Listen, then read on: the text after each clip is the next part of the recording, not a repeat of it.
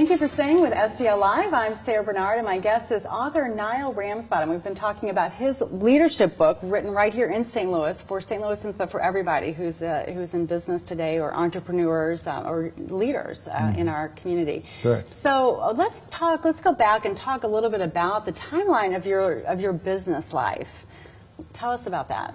Well, I started with Ralston Purina out of college, and worked 33 years for Purina, moved and lived in all quadrants of the United States and different types of jobs. In the last 16 years, I was an officer of the company in St. Louis.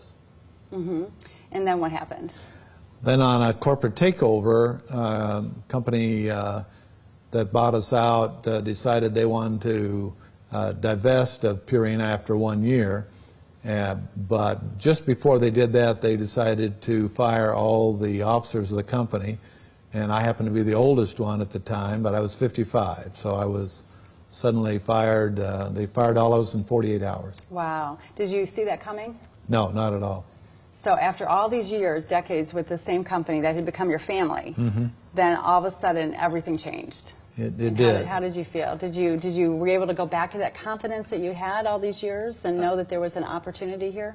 I was devastated and went through a difficult period of time, but it only lasted about 10 days, to be really honest. And then I got out the Rolodex, which is different than today, but all the addresses and people that I knew, and so I would get up in the morning and shave, shower, and get ready to go to work, but my work was out on the kitchen table trying to get a job. Right. So that 10-day period, would you say that that's typical for people who go through this huge traumatic change, that they need that time to kind of to brace themselves and get a grip on what their next step is? Yes, you're always asking what happened and what did I do wrong, and then you try to blame other people, and they must not understand, or how could they do this, or who was laying for me, or who did this and who did that. And I had a friend that went through the same thing, and he was really struck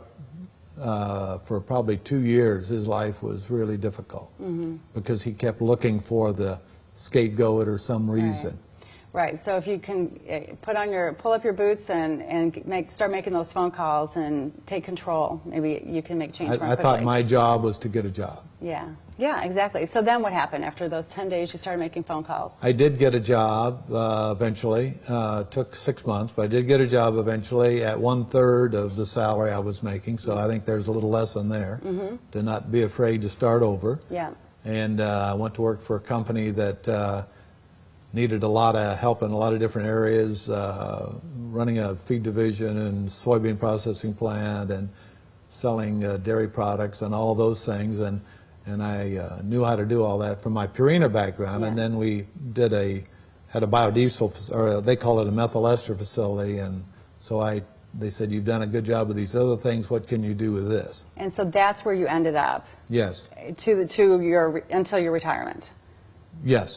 Okay, with great success with that business. We created really, the biodiesel business had not existed. People were making biodiesel for their trucks in their garages, but nobody had done it commercially yet. All right. So you were at the forefront of that industry. Yes. So then, and along with the success, there was adversity still in your life.